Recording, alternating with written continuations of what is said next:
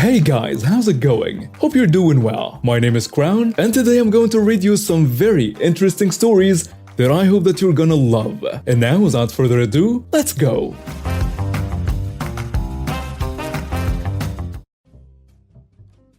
I got some revenge on a douchebag I used to volunteer firefight with. This was in the early/mid 2000s. I decided to go to the local fire department as a volunteer firefighter. I did it for about 5 years and it was great. Training consisted of 3 months of fire training, 2 nights a week, and all day Saturday. And then you would go to EMT training, another 3 months of training. I was about a year in. I was asked to help train some new recruits. One of the new lieutenants, Amy, was a short middle-aged woman who was so full of fire she could make a grown man cry. One of those people who commands both fear and respect wherever she goes. Honestly, a great lieutenant and a great person. When she wasn't being a drill sergeant, she was extremely kind and generous. She would often bake people cakes and treats and deliver them to the various stations in our department. However, in this new academy class that I was asked to help with, there was a cocky kid that we will call Aaron. Aaron talked big during the training and acted like he was the all-American hero, like he was going to be the lead tough guy in Backdraft 2. He performed moderately well in training but far from the top of the class. He gets assigned to Amy's station, which is a pretty quiet station in the department. A few months after he starts, Amy swings by my station one night to say hi. She brings us the motherload cake from Claim Jumper. Massive 6-layer cake. She explained that she had treated her crew to a night out at Claim Jumper, which must have cost a lot of money. I think she took about 8 people and bought a whole cake to top it all off. They had eaten the first 2 layers, so she gave us the remaining 4. We thanked her profusely, and she left. Back then, the big social media platform was MySpace, and I decided to look up some of the people in the department to make friends. I came across Aaron's page, and I noticed some photos of him and the rest of his crew at Claim Jumper with Amy. However, when I read the comments, he bragged about how he had purposefully ordered the most expensive dinner, appetizers, and drinks since Amy was buying. He bragged about how he was going to take advantage of her stupidity. This alone pissed me off because she was doing this super nice and generous. What an ungrateful, selfish jerk.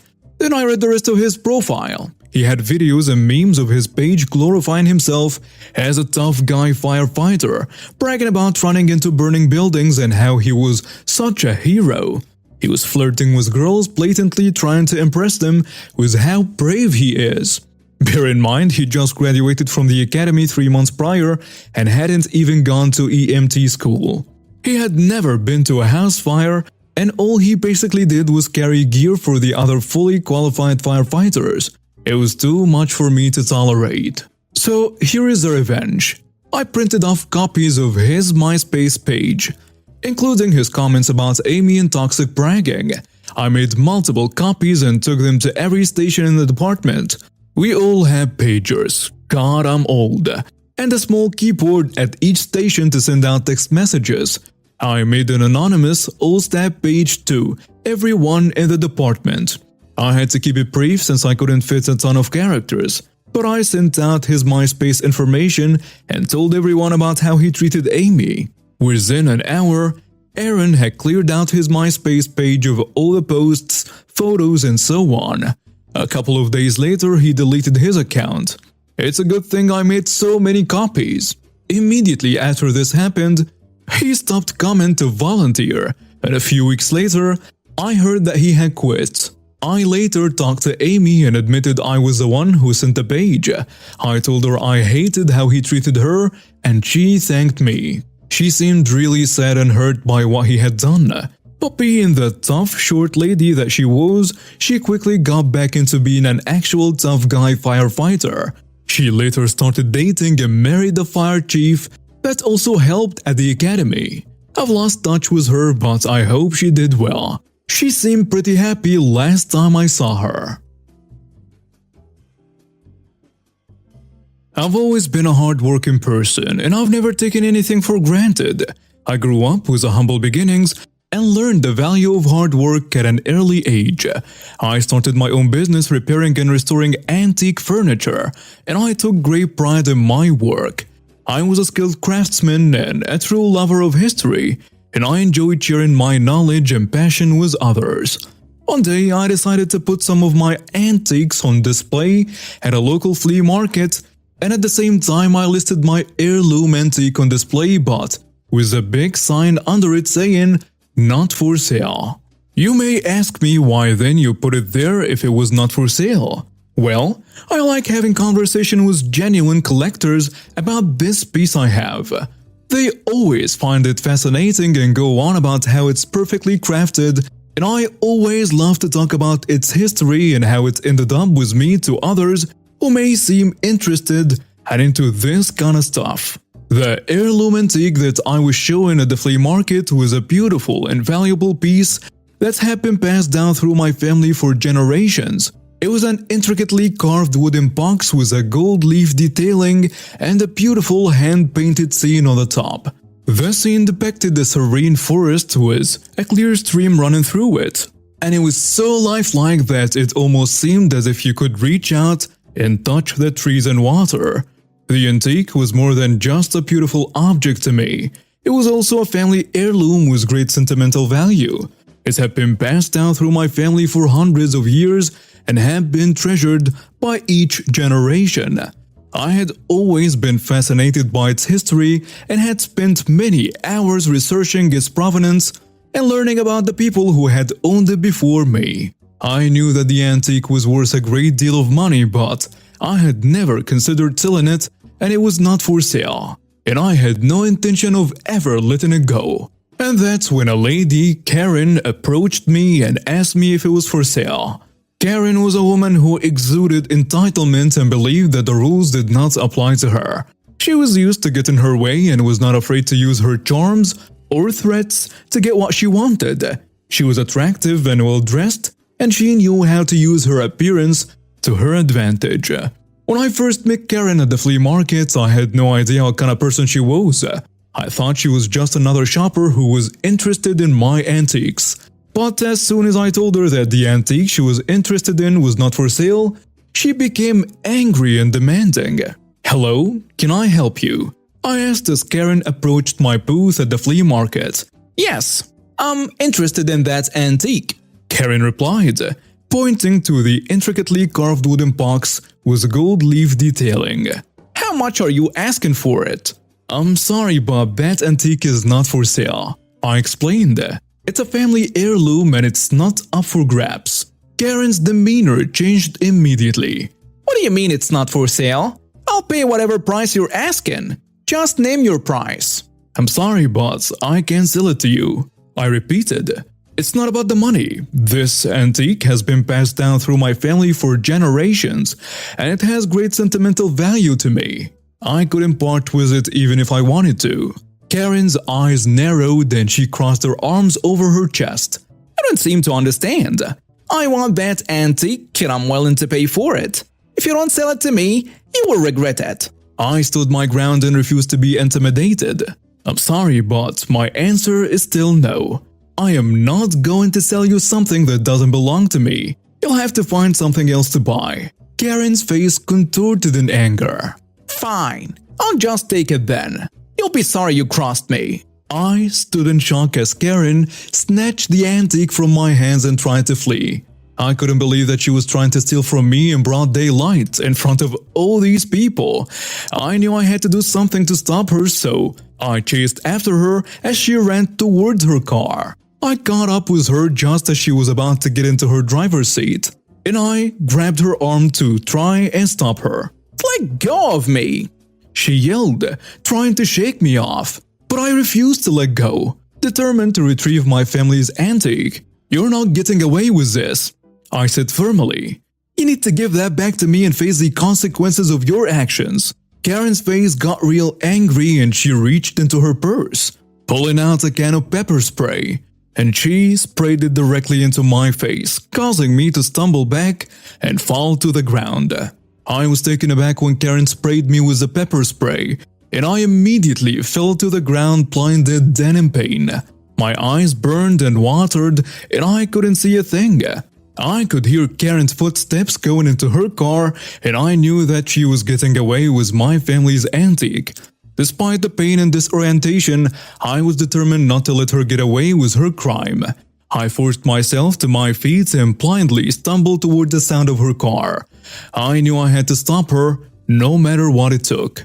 As I moved towards her hazy figure, I could feel a fierce determination welling up inside me. I was not going to let her steal my family's heirloom and get away with it. I pushed myself forward, determined to tackle her to the ground and retrieve the antique. I managed to catch up with her just as she was getting into the driver's seat, and I lunged at her, tackling her to the ground. She screamed and struggled, but I held on tightly, determined to stop her from escaping. "Help! Somebody help me!" I shouted, hoping that someone would hear me and come to my aid. "Security! Somebody call security!" It seemed like an eternity before I finally heard the sound of footsteps and voices approaching. I looked up to see a group of people running towards me, and I breathed a sigh of relief. Finally, I thought someone has come to help. As a group of people approached, I felt a pair of hands pulling at me, trying to pry me off of Karen. "Let go of her! What are you trying to do, steal from her?" a voice shouted. I was confused and disoriented, and it took me a moment to realize what was happening. I looked up to see a group of people trying to pull me off of Karen, and I was shocked to see that they were accusing me of trying to steal from her. No, you don't understand," I cried out, trying to explain what had happened. "She stole from me, she took my antique and tried to run off with it." "That's not true," Karen yelled, struggling to free herself from my grasp. "He's the one who attacked me, he's trying to steal from me." Just then I heard the sound of other voices speaking up, declaring that they had witnessed Karen snatching the antique from my hands. "That's not true. We saw her take it. He was just trying to stop her." I felt a surge of relief wash over me as the truth began to come out. Finally, I thought someone understands what happened. I heard the sound of police and ambulance sirens approaching, and I knew that help was on the way. The ordeal was almost over. As the police arrived on the scene, I felt a sense of relief wash over me. I knew that they would be able to sort out the truth and bring justice to the situation. I watched as the officers approached us, trying to verify the witness statements about Karen snatching the antique and me chasing after her. They asked questions and took notes, trying to get a clear understanding of what had happened. At the same time, the paramedics were tending to both Karen and me, trying to help us with our injuries. They applied the saline solution to my eyes. To help flush out the pepper spray, and they treated Karen for her scrapes and bruises. As the officers continued to gather information and verify the witness statements, I could see that they were starting to piece together the truth of the situation. They seemed to be convinced that Karen was in the wrong, and I could see them preparing to arrest her. But Karen was not going down without a fight. As the officer approached her to cuff her, she reached into her purse and pulled out the pepper spray again, and she sprayed the officer in the face, causing him to stumble back and fall to the ground. The other officer immediately stepped in and threatened Karen with his taser. "Don't move. Drop the pepper spray and get on the ground," he shouted. Karen hesitated for a moment, and I could see the fear and confusion in her eyes. But she didn't listen to the officer's warning. Instead, she lunged at him, trying to grab his taser. The officer quickly reacted, tasering Karen and bringing her down to the ground.